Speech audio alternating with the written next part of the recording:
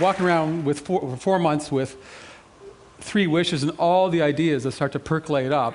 I think everybody should do it. Think that you've got 3 wishes, and what would you do? It's actually a great exercise to really drill down to the things that you feel are important and really reflect on the world around us and thinking that can an individual actually do something or come up with something that may actually get some traction out there and make a difference. Inspired by nature, that's the theme here. And I think, quite frankly, that's where I started. I became very interested in the landscape as a Canadian. We had this great north, and there was a pretty small population, and my father was an avid outdoorsman, so I really had a chance to experience that. And I could never really understand exactly what it was or how it was informing me, but what I think it was telling me is that we are this transient thing that's happening, and that the nature that you see out there, the untouched shorelines, the untouched forest that I was able to see, really bring in a sense of that geological time, that this has gone on for a long time, and we're experiencing it in a different way. And that, to me, was a reference point that I think I needed to have to be able to make the work that I did. And I did go out and I did this picture of grasses coming through in the spring along a roadside, and this rebirth of grass. And then I went out for years trying to photograph the pristine landscape. But as a fine art photographer, I somehow felt that it wouldn't catch on out there, that there would be a problem with trying to make this as a fine art career, and I kept being sucked into this genre of the calendar picture or something of that nature, and I couldn't get away from it. So I started to think of how can I rethink the landscape. So I decided to rethink the landscape as the landscape that we've transformed. I had a bit of an epiphany being lost in Pennsylvania, and I took a left turn trying to get back to the highway, and I ended up in a town called Frackville. And I got out of the car and I stood up, and it was a coal mining town, and I did a 360 turnaround, and that became one of the most surreal landscapes I'd ever seen, totally transformed by man. And that got me to go out and look at mines like this, and go out and look at the largest industrial incursions in the landscape that I could find. And that became the baseline of what I was doing. And it also became the theme that I felt that I could hold on to and not have to reinvent myself, that this theme was large enough to become a life's work, to become something that I could sink my teeth into and just research and find out where these industries are. And I think one of the things I also wanted to say in my thanks, which I kind of missed out, was to thank all the corporations who helped me get in, because it took a negotiation for almost every one of these photographs to get into that place to make those photographs. And if it wasn't for those people letting me in at the heads of those corporations, I would have never made this body of work. So in that respect, to me, I'm not against the corporation. I own a corporation. I work with them, and I feel that we all need them, and they're important, but I am also for sustainability. So there's this thing that is pulling me in both directions, and I'm not making an indictment towards what's happening here, but it is a slow progression. So I started thinking, well, we live in all these ages of man, the Stone Age and the Iron Age and the Copper Age, and these ages of man are still at work today, but we become totally disconnected from them. There's something that we're not seeing there. And it's a scary thing as well, because when we start looking at the collective appetite for our lifestyles and what we're doing to that landscape, that to me is something that is a very sobering moment for me to contemplate. And through my photographs, I'm hoping to be able to engage the audiences of my work and to come up to it and not immediately be rejected by the image. Not to say, oh my God, what is it? But to be challenged by it, to say, wow, this is beautiful on one level, but on the other level, this is scary. I shouldn't be enjoying it, like a forbidden pleasure. And it's that forbidden pleasure that I think is what resonates out there. And it gets people to look at these things, and it gets people to enter it. And it also, in a way, defines kind of what I feel too, is that I'm drawn to have a good life. I want a house and I want a car, but there's this consequence out there. And how do I begin to have that attraction, repulsion? It's even in my own conscience I'm having it, and here in my work I'm trying to build that same toggle. And these things that I photographed are like this tire pile here had 45 million tires, and it was the largest one. It was only about an hour and a half away from here, and it caught fire about 4 years ago. It's around Wesley, California, around Modesto. And I decided to start looking at something that, to me, I had like if the earlier work of looking at the landscape had a sense of lament to what we were doing to nature, in the recycling work that you're seeing here was starting to point to a direction. To me, it was our redemption. That in the recycling work that I was doing, I'm looking for a practice, a human activity that is sustainable, that if we keep putting things through industrial and urban existence back into the system, if we keep doing that, we can continue on. Of course, listening at the conference, there's many, many things that are coming, biomimicry, and there's many other things that are coming on stream, nanotechnology, that may also prevent us from having to go into that landscape and tear it apart. And we all look forward to those things. But in the meantime, these things are scaling up. These things are continuing to happen. What you're looking at here, I went to Bangladesh, so I started to move away from North America. I started to look at our world globally. And this came about, these images of Bangladesh came out of a radio program I was listening to, and they were talking about Exxon Valdez. And that there was going to be a glut of oil tankers because of the insurance industries, and that those oil tankers needed to be decommissioned, and 2004 was going to be the pinnacle. And I thought, my God, wouldn't that be something to see the largest vessels of man being deconstructed by hand, literally, in third world countries. So originally I was going to go to India, and I was shut out of India because of a Greenpeace situation there, and then I was able to get into Bangladesh, and saw for the first time a third world, a view of it that I had never actually thought was possible. 130 million people living in an area the size of Wisconsin, people everywhere. The pollution was intense, then the working conditions were horrible. Here you're looking at some oil fields in California, some of the biggest oil fields. And again, I started to think that there was another epiphany that the whole world I was living in was being created or as a result of having plentiful oil.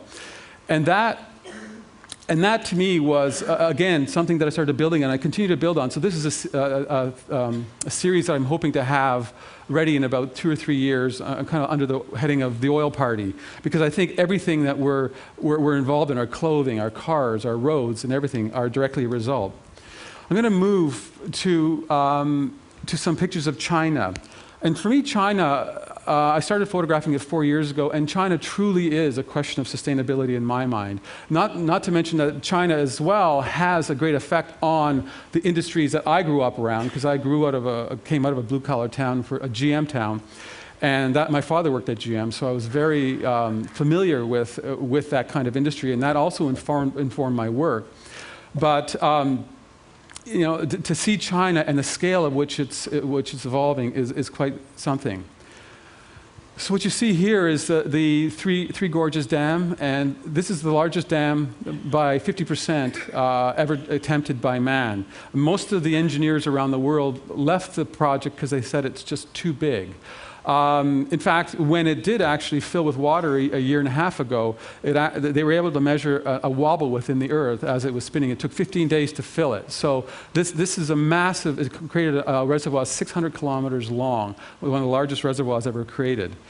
And what was also one of the bigger projects around that was moving 13 full-size cities up out of the reservoir and flattening all the buildings so they could make way for the ships.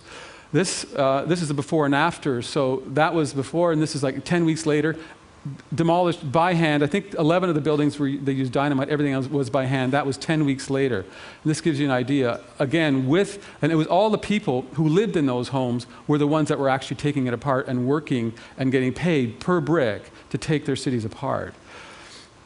And these are some of the images from that. So I spent about 3 trips to the Three Gorges Dam looking at that massive transformation of a landscape.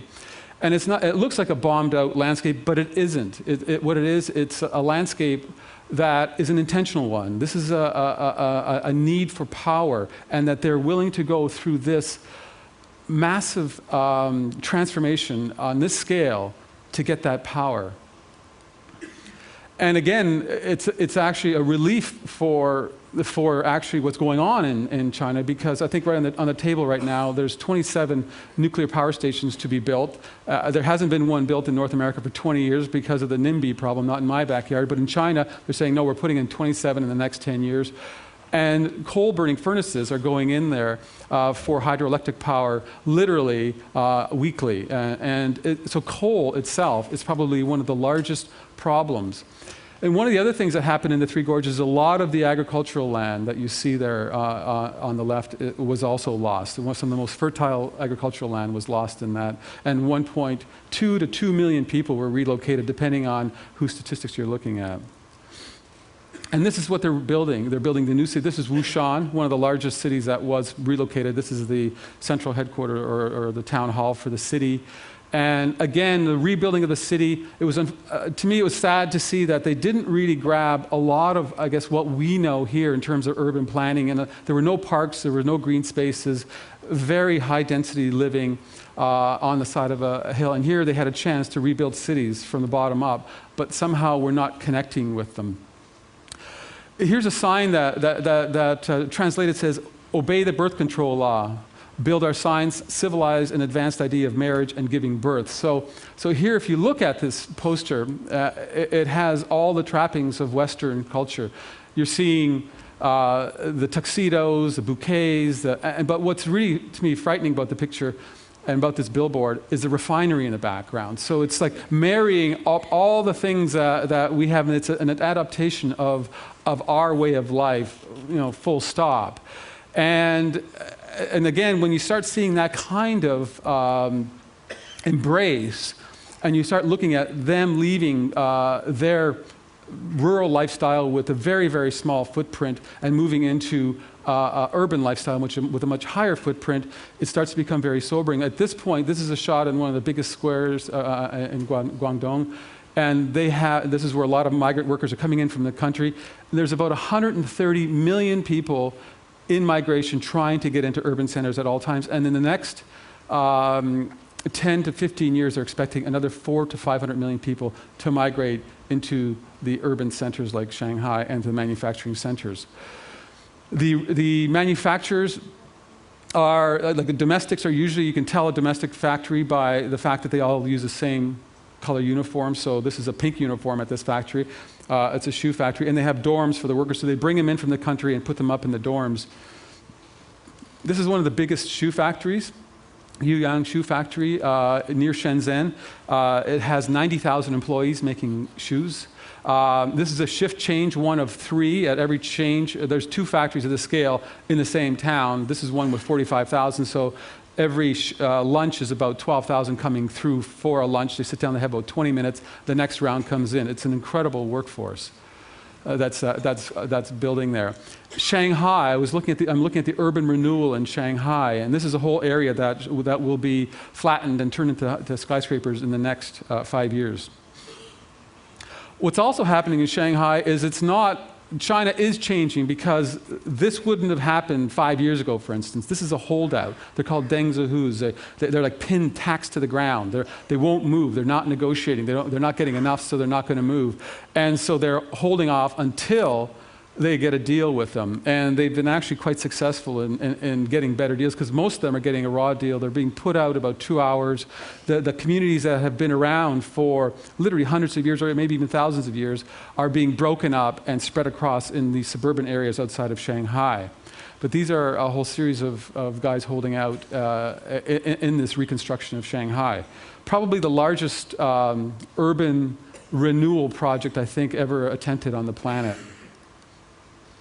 And then the embrace of the things that they're replacing it with.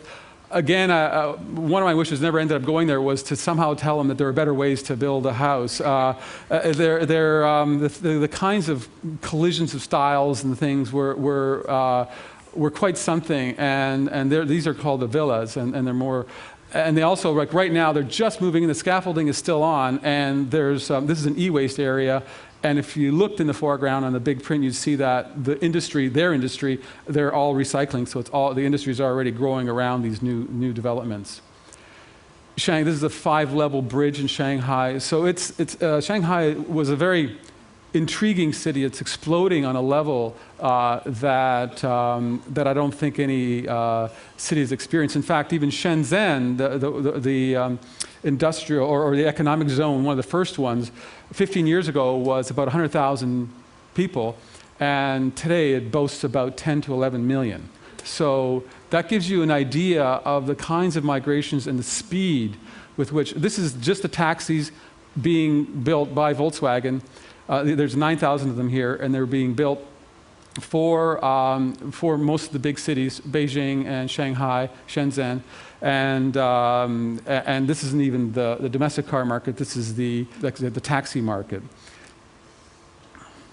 And what we would see here as kind of a suburban kind of development, similar thing, but they're all high-rises. So they'll put 20 or 40 up at a time, and they just go up in the same way as a single-family dwelling would go up here in an area. And the density is quite incredible. And one of the things in this picture that I wanted to point out is that when I saw these kinds of buildings, I was shocked to see that they're not using a central air conditioning system. Every window has an air conditioner in it. And I'm sure there are people here who probably know better than I do about the efficiencies, but I can't imagine that every apartment having its own air conditioner is a very efficient way to cool a building on this scale.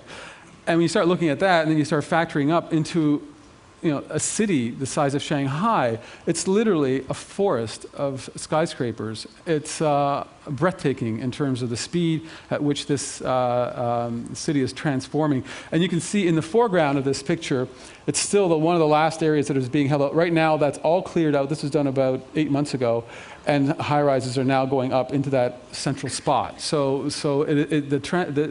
skyscrapers built literally overnight in Shanghai. Most recently, I went in and I started looking at some of the biggest industries in China. And this is Bao Steel, right outside of Shanghai. This is a coal supply for the steel factory, 18 square kilometers. It's incredibly massive operation. I think 15,000 workers, 5 cupolas, and here's one. The 6th one's coming in here. So they're building very large blast furnaces to try to deal with the demand for steel in China. So this is 3 of the visible blast furnaces within that shot. And again, looking at these images, there's this constant haze that you're seeing. This is going to show you real time an assembler. It's a circuit breaker.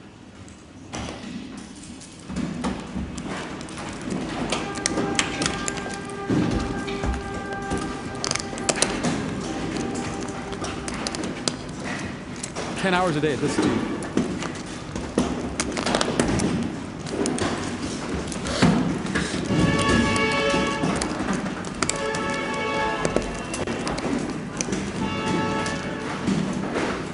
I think also this is what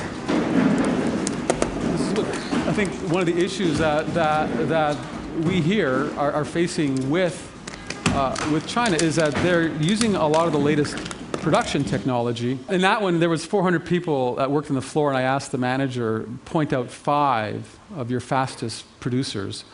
And then I went and looked at each one of them for about 15 or 20 minutes and picked this one woman, and it was just lightning fast. The way she was working was almost unbelievable. But that is the trick that they've got right now, that they're winning with, is that they're using all the latest technologies in the extrusion machines and bringing all the components into play.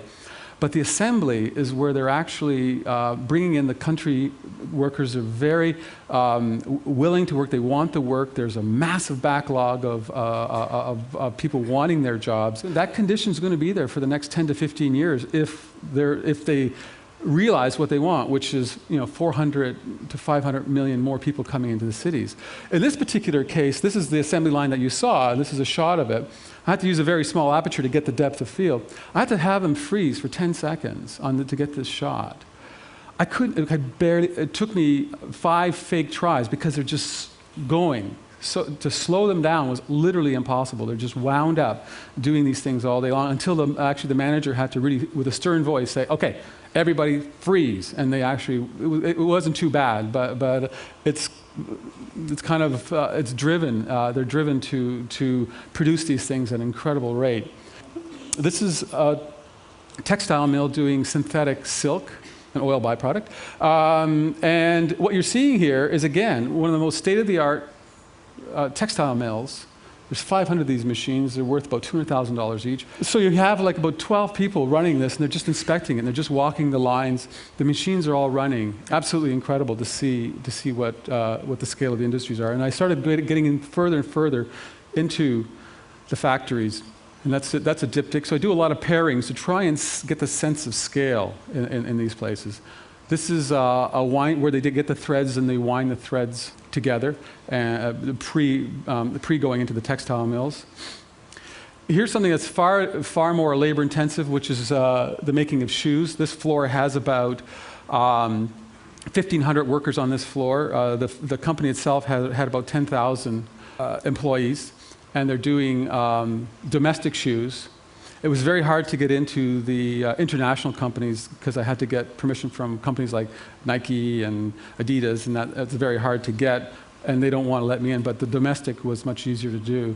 So this gives you a sense of, again, and that's where really the whole migration of jobs started to going over to China in making the shoes. Nike was one of the early ones.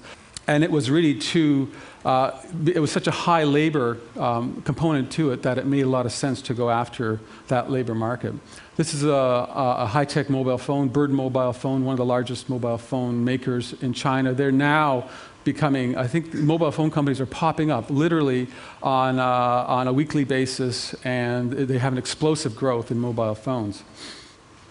This is a textile where they're doing shirts in Yangor, the biggest shirt factory and clothing factory in China. And this next shot here is one of the lunchrooms. Everything is very efficient. People, we were looking, while setting up the shot, people would, on average, would spend 8 to 10 minutes having a lunch. This is one of the biggest factories I've ever seen. They make coffee makers here. The biggest coffee maker and the biggest iron, the regular iron makers, they make 20 million of them in the world. There's 21,000 employees. This one factory, and they had several of them, is a half a kilometer long. These are just recently shot. I just came back about a month ago, so you're the first ones to be seeing these. So it's these new factory pictures I've taken. So it's taken me almost a year to gain access into these places. The other aspect of what's happening in China is that there's a real need for materials there. So a lot of the recycled materials that are collected here are being recycled and taken to China by ships. That's cubed metal. This is armatures, electrical armatures, where they're getting the copper and the high-end steel from electrical motors out and recycling them. This is certainly connected to California and Silicon Valley, but this is what happens. Most of the computers, 50% of the world's computers, end up in China to be recycled. It's referred to as e-waste there. And it is a bit of a problem. The way they recycle the boards is that they actually use the coal briquettes, which are used all through China, but they heat up the boards, and with pairs of pliers, they pull off all the components. They're trying to get all the valued metals out of those components. But the toxic smells, when you're coming to a town that's actually doing this kind of burning of the boards, you can smell it a good 5 or 10 kilometers before you get there. Here's another operation. It's all cottage industries, so it's not big places. It's all at people's in front porches, in their backyards, even in their homes. They're burning boards if there's a concern for somebody coming by, because it is considered in China to be illegal doing it, but they can't stop the product from coming in.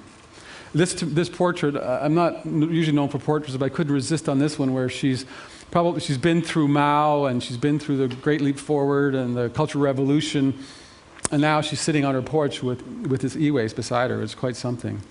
This is a road where it's being shored up by computer boards in one of the biggest towns where they're recycling.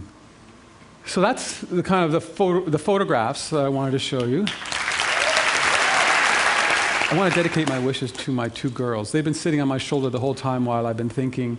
One's Megan, the one on the right, and Katya there. And to me, the whole notion, the things I'm photographing are out of a great concern about the scale of our progress and what we call progress. And as much as there are great things around the corner, and I feel like it's palpable in this room of all the things that are just about to break that can solve so many problems, I'm really hoping that those things will spread around the world and will start to have a positive effect. And it isn't something that isn't just affecting our world, but it starts to go out, because I think we can start correcting our footprint and bringing it down, but there's a growing footprint that's happening in Asia, and it's growing at a rapid rate. And so if I don't think we can equalize it. So ultimately, the strategy I think here is we have to be very concerned about their evolution, because it is going to be connected to our evolution as well.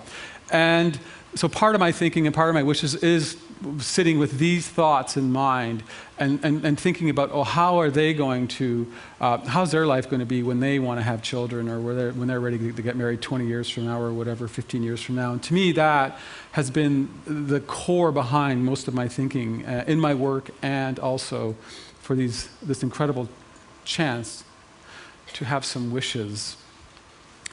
Wish one, world changing. I want to use my images to persuade millions of people to join in the global conversation on sustainability.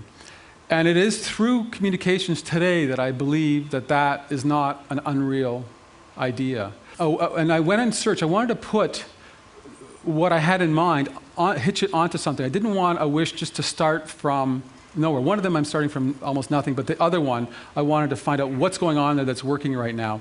And worldchanging.com is a fantastic blog. And that blog is now being visited by close to 500,000 people a month. And it just started about 14 months ago. And the beauty of what's going on there is that the tone of the conversation is the tone that I like. What they're doing there is that they're not, I think the environmental movement has failed in that it's used the stick too much. It's used the apocalyptic tone too much. It hasn't sold the positive aspects of being environmentally concerned and trying to pull us out. Whereas this conversation that's going on this blog is about positive movements, about how to change our world in a better way quickly. And it's looking at technology, and it's looking at new energy-saving devices, and it's looking at how to rethink and how to re-strategize the movement towards sustainability. And so for me, one of the things that I thought would be to put some of my work in the service of promoting the worldchanging.com website. So some of you might know he's a Tedster, Stefan Sagmeister, and I are working on some layouts. And this is still in preliminary stage. These aren't the finals, but that these images with worldchanging.com can be placed into any kind of media. They could be posted through web. They could be used as a billboard or a bus shelter or anything of that nature. So we're looking at this as trying to build out